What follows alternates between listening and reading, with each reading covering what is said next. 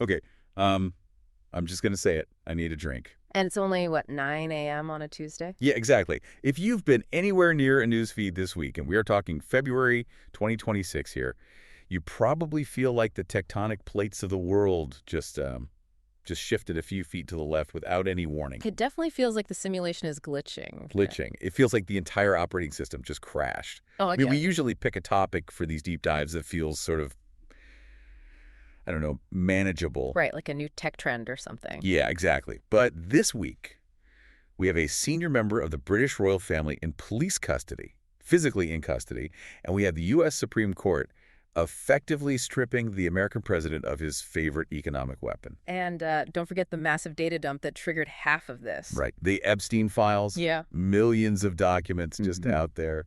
It's absolute chaos. But our job here today isn't just to recap the headlines, because frankly, that would take us 4 hours. Our mission is to figure out the structure beneath all this chaos. We have a great stack of sources today: legal analyses, constitutional breakdowns, and a really fascinating deep dive document titled The Stress Test of Global Power and Accountability. And that title really anchors us, I think, because if you strip away the celebrity names and the breaking news banners, that is exactly what this is. A stress test. Yeah, it's a live experiment on the limits of immunity. Immunity is such a heavy word. Usually, we think of it in terms of vaccines or health, but here we're talking about people who genuinely thought they were untouchable. Exactly. We are looking at this massive structural collision between individuals who hold concentrated power and the institutions, the courts, the police parliaments that were designed centuries ago to keep them in check. And for the first time in a long time, the institutions are actually biting back. They are. So let's start with the image that I think completely broke the internet this week: the arrest of Andrew Mountbatten-Windsor. And I actually had to pause on the name, because just saying Andrew Mountbatten-Windsor without his Royal Highness part feels, I don't know, weirdly naked. It's legally significant, though. That is exactly how he was processed by the authorities. But let's be real here. We are talking about the king's brother in handcuffs. The source material describes the scene as unprecedented, which honestly feels like the understatement of the century. It really is. But I want to dig into the why, because the tabloids are screaming about scandal, but the actual charge listed in the police report is misconduct in public office, which sounds, Vague. yeah, vague, like he filed his taxes late or filled out a form wrong. It sounds incredibly bureaucratic, but it's actually a very specific, ancient, and really powerful weapon in UK law. Misconduct in public office is a common law offense. Okay. It dates back hundreds of years. It doesn't require a bribe. It doesn't even necessarily require a specific statutory crime like theft or fraud. So what does it actually require then? It requires a willful neglect of duty or an abuse of trust that is so serious, so legally culpable, that it amounts to an abuse of the public's trust in the office itself. Okay, but how does that apply here? I mean, the source mentions his connections to Epstein, obviously, but isn't this usually about sexual assault allegations? Why this specific charge? Well, that's the real nuance the source highlights. This arrest wasn't for a specific act of assault, at least not on this particular warrant. It was regarding the sharing of confidential state information. Wait, really? Yeah, and the misuse of security protocols to basically facilitate that broader network. Oh, wow. So they got him on the bureaucracy. In a way, yes. They argued that by using his taxpayer-funded security and his diplomatic status to shield these activities, he essentially broke the machinery of his office. That is fascinating. It's actually a brilliant legal strategy from the prosecutors because it's so much harder to defend against than a he-said, she-said case from 20 years ago. Because it's all about documentation. Exactly. It's flight logs, it's security schedules, it's emails. It reminds me of Al Capone, right? Like, he couldn't get him on the murder, so they got him on tax evasion. It's a very similar principle, but the symbolic weight here is just so much heavier. You have to understand that for centuries, the concept of sovereign immunity meant the state effectively was the monarch. Right. So the idea that the police who legally served the crown could arrest a member of the crown's immediate family, Yeah. that is a structural earthquake. It totally shatters the illusion, doesn't it? Yeah. I mean, we all know the royals are human, obviously, but the system usually pretends they are slightly more than human. Precisely. This arrest proves that the elite protection networks are failing. And by the way, that's a specific term from our political science sources. It's not some internet conspiracy theory. Let's define that, actually. Elite protection networks. Because when I hear that, I immediately picture guys in velvet robes in a basement somewhere pulling levers. Right. The Illuminati or something? Yeah, exactly. Yeah. But the source describes it as something much more boring and, frankly, much more effective. It is. It's not a secret meeting at all. It's sociology. It's the simple fact that the people who run the banks, the people who run the government, and the people who run the media all went to the same boarding schools. They go to the same dinner parties. They sit on each other's charity boards. Yes. So if I'm a prosecutor and I want to investigate a billionaire, I might suddenly realize I'm investigating the guy who donated to my boss's campaign. Or the guy who sits on the board of the hospital where your spouse works. Wow, okay. Exactly. It's social capital weaponized as a shield. And usually that shield is completely impenetrable. A quiet word is had at a dinner party, and the investigation just quietly goes away. But this time it didn't go away. And the question is why? Because of the files. The release of the Epstein files, we are talking millions of pages of emails, flight logs, financial ledgers. It made the network too visible. You can't unsee it. Right. You can hide a connection when it's just a rumor at a club. You cannot hide it when it's a searchable PDF on the internet that 5 million people have already downloaded. It's that old sunlight is the best disinfectant idea. Or sunlight forces the cockroaches to scatter. The source details the massive real-world fallout from this. You've got CEOs stepping down frantic PR statements, governments being forced to launch emergency inquiries. But here's the thing that really stood out to me in the analysis. The accountability divide. Yes, this is crucial. Because I was wondering about this. Why is the UK police force arresting a prince, while the US response seems so, I don't know, sluggish? Epstein was American. The crimes were mostly in the US. You would think the FBI would be kicking down doors first. Well, the US is certainly investigating. But the structural machinery is just fundamentally different. In the UK, the Crown Prosecution Service and the police have a strong degree of structural insulation. Meaning what exactly? Meaning the police chiefs don't have to worry about being reelected by angry constituents. Ah, and here in the US? In the US, the justice system is heavily politicized by design. District attorneys are elected officials. Attorneys general are political appointees. So if you were a DA in a major American city, and you go after a massive political donor or a beloved public figure, you are potentially ending your own political career. It's definitely a factor they weigh, but it's also the grand jury system itself. In the U.S., a prosecutor has to convince a grand jury to indict.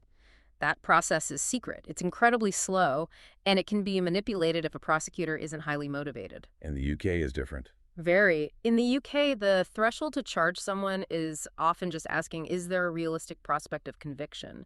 It's a much more direct line from gathering evidence to slapping on handcuffs. That makes a lot of sense. So it's not necessarily that the U.S. is corrupt and the UK is purely righteous. It's that the wires are just connected differently. Correct. And that wiring determines exactly how fast the shock travels through the system. Speaking of shock, let's jump across the Atlantic. Because while London is dealing with a historic royal crisis, Washington is dealing with a full-blown constitutional showdown.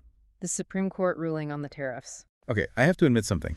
When I first saw a tariff ruling on the news ticker, my eyes completely glazed over. It sounds incredibly dry. It sounds like the most boring economic policy debate ever. But then I read the numbers in the source material. $175 billion. It is a staggering amount of money. Over $175 billion in tariff collections that might actually need to be refunded. And the court told the president he straight up cannot do it. But walk us through the how here. Because presidents impose tariffs all the time, right? Why was this specific one ruled illegal? It all comes down to the mechanism he used. President Trump tried to use the International Emergency Economic Powers Act, or IEEPA. IEEPA.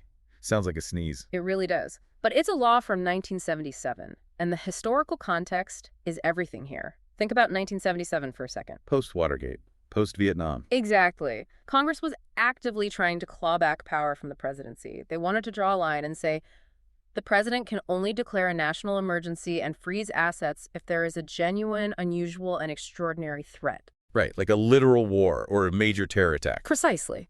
But over the last 40 years, presidents from both political parties have basically used IEPA as a constitutional Swiss Army knife. They just stretch the definition. Right. They use it for sanctions, for minor trade disputes, for everything. It essentially became a blank check for the executive branch. And this week, the Supreme Court finally looked at it and said, the check bounced. They did. In a very decisive 6-3 decision, they ruled that a generalized desire to protect domestic manufacturing does not constitute an unusual and extraordinary threat under the statute. Which is a massive rebuke. It is. They explicitly stated that tariffs are an Article I power, meaning they belong exclusively to Congress, not an Article II executive power. That is a huge deal for the separation of powers. It's not just about the money at all. No, it's the court forcefully reasserting its role as a structural referee. They're essentially telling the White House, you are not a king, you cannot rewrite the tax code because tariffs are taxes by executive fiat. But here is where it gets incredibly confusing for me, and I think for a lot of people reading the news. Trump lost the case. The court said, no, you can't do this. And then almost immediately, the White House puts out a statement saying, actually, we're raising the tariff to 15%. Yes. I mean, how? How is that possible? Did he just decide to ignore the Supreme Court? Are we in a constitutional crisis where the president just crosses his arms and says, make me? Not exactly. It's much subtler than that and arguably a lot smarter structurally. Yeah. The court ruled that he couldn't use IEPA. Right. They didn't say he couldn't use other laws. So he's just door shopping. He is absolutely door shopping. He's pivoting immediately to the Trade Act of 1974, specifically Section 301, or he's looking at Section 232, which deals with national security. So the goal remains the exact same. Yes. He is essentially saying, fine, you closed and locked the front door. I will just try the side window. If the window is locked, I'll try the chimney. That feels like a perfect real-world example of what the source document called adaptation. It is the textbook definition of it. And this is really the crucial lesson for you listening to this deep dive.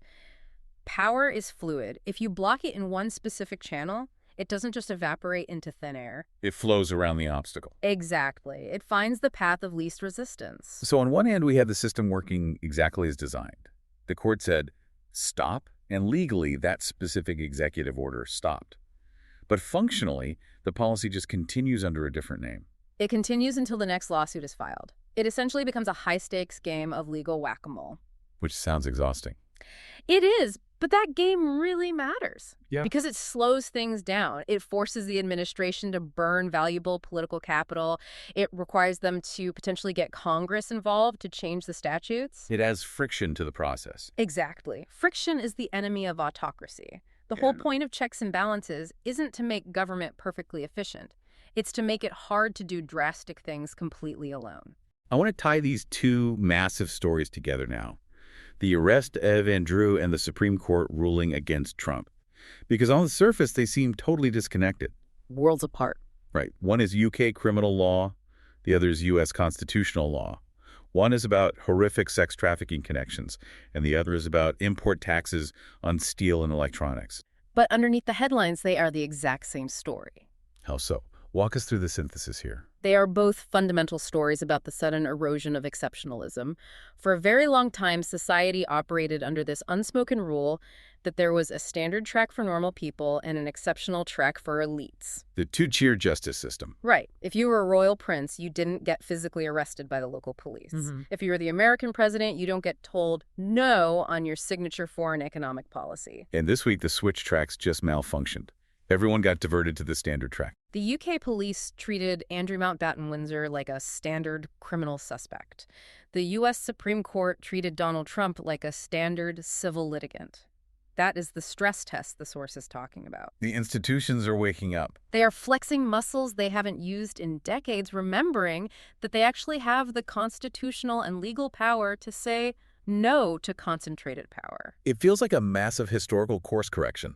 Like the pendulum swung way too far toward total elite immunity over the last 20 years, and now it's finally swinging back toward accountability. It is a course correction, but, and I really hate to be the bearer of bad news here, we have to look at the next phase, the reaction. The adaptation you mentioned earlier. Right. The elite protection network around Andrew failed in this specific instance, so now he is in police custody. But look at what the source notes is happening in the background right now.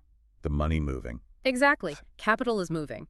Influence is being consolidated in entirely new ways. And with Trump, he's just finding new legal theories to bypass the court. Because power rarely just vanishes when challenged. It evolves.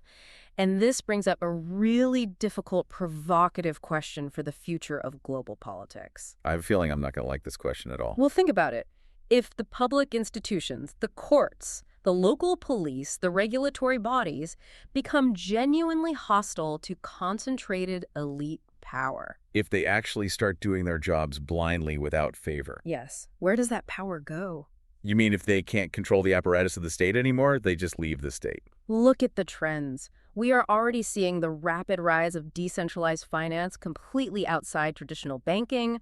We're seeing private military contractors. We're seeing special economic zones being set up that operate almost entirely outside normal sovereign laws. Like these digital city states tech billionaires keep talking about. Or network states.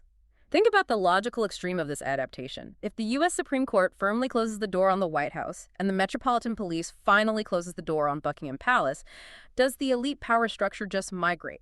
To places where there are no Supreme Courts and no police forces to bother them. Exactly. To jurisdictions they completely own. That is genuinely terrifying. You're suggesting that by finally cracking down and demanding accountability, we might accidentally just push them into the shadows completely. Into the dark web or into totally private jurisdictions. Transparency is a great thing, but it has a severe cost. It forces those who desperately want to hide to build much better hiding places. Like we are driving the elite off the grid entirely. So the stress test isn't over. Not by a long shot. It's just beginning. We passed the first round. The traditional institutions held their ground this week. But the opponent is already adapting to the new rules. Well, on that incredibly dystopian note. No, seriously, it is a lot to process. We started with what felt like random global chaos, and I think we found the structural pattern underneath it all. But the structure is constantly moving. It always is. Which is why we have to keep watching it so closely. We covered the historic arrest in London, the fallout of the Epstein files, the Supreme Court drawing a line in the sand, and that frankly terrifying concept of elites migrating to private jurisdictions. I think we definitely earned that drink you mentioned at the start. I think we did. Thanks for diving in with us today. It is a wildly complicated world out there, but hey, at least we're watching it all unfold together. Until next time. Catch you in the next deep dive.